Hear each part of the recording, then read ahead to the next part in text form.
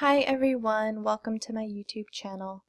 Today's screencast will focus on a direct instruction lesson regarding limericks using the Smart Notebook application. So as you can see, this is the title slide. It includes the lesson notes, the teacher's notes, as well as the lesson objectives. For this particular lesson, my objectives for students were number 1, recognize and identify the characteristics of a limerick as a form of poetry. Number 2, read a limerick using distinct voice, emotion, and expression. Number 3, demonstrate understanding by participating in a group writing activity. And number 4, create a personal limerick. The second tab is the teacher's notes section, which will tell you the subject, the topic, the grade level / levels, any prior knowledge that your students may have, and any cross-curricular links that may be applicable. Finally, we have the lesson notes section. I chose to just kind of lay out the content and activities that we're going to come across on each slide. You may want to include helpful hints or tips when going through your lesson. So to begin, we're going to start with slide 2. In my particular lesson, I would have students come into the classroom and have an audio file playing in the background. Since this lesson is about limericks, I chose an Irish folk song as a hook, just to get students interested and get them to kind of settle down and elicit a kind of curiosity about the lesson that we're going to be focusing on today. So in this particular activity, you would have students come to the board and they would reveal where the music they're hearing comes from. So if we go through this activity, we'll see that France is not the correct answer. Neither is Spain or Denmark. Once students click on Ireland, they'll see that it is the correct answer.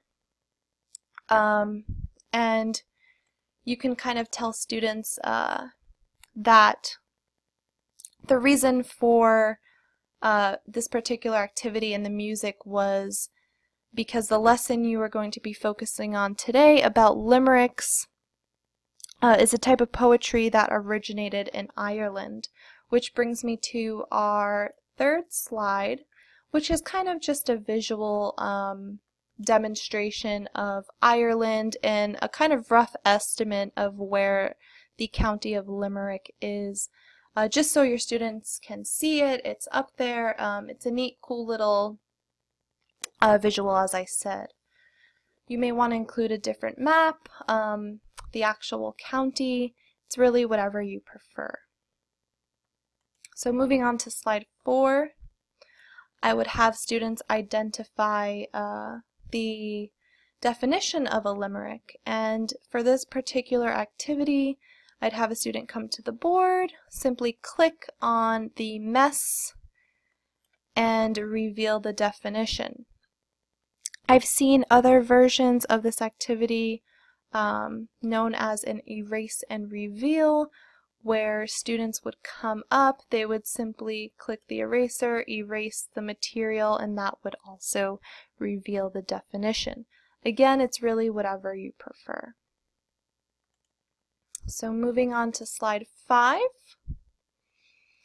is a particular limerick I chose by Caitlin Gunther entitled Star. In addition to a physical handout, this activity has students come to the board and reveal line by line the poem. It's just to get them up and moving, keep them engaged, especially if you're dealing with younger students. This is a great activity. Like I said, it gets them up, it gets them interested, they're coming to the board. So if we click on line 1, reveals the first line of our poem, as does line 2, line 3, line 4, and line 5. And then I would have the class and myself read the poem aloud. So to demonstrate that, there once was a wonderful star who thought she would never go far. Until she fell down and looked like a clown, she knew she would never go far. Reading aloud will really help your students hear the inflection in your voice, the rhyme scheme, the rhythm, that kind of bouncy pattern that is typical of a limerick poem. Alright, moving on to slide 6. After I have written on a class poster board the rules for writing a limerick, I would also display this particular slide for students who may need that visual representation or just a little bit of extra time to write down the rules in their notebook or on their laptops. There's no activity on this particular slide. It's simply a visual. Moving on to slide 7, this just kind of reinforces one of the aspects or one of the rules of a limerick poem,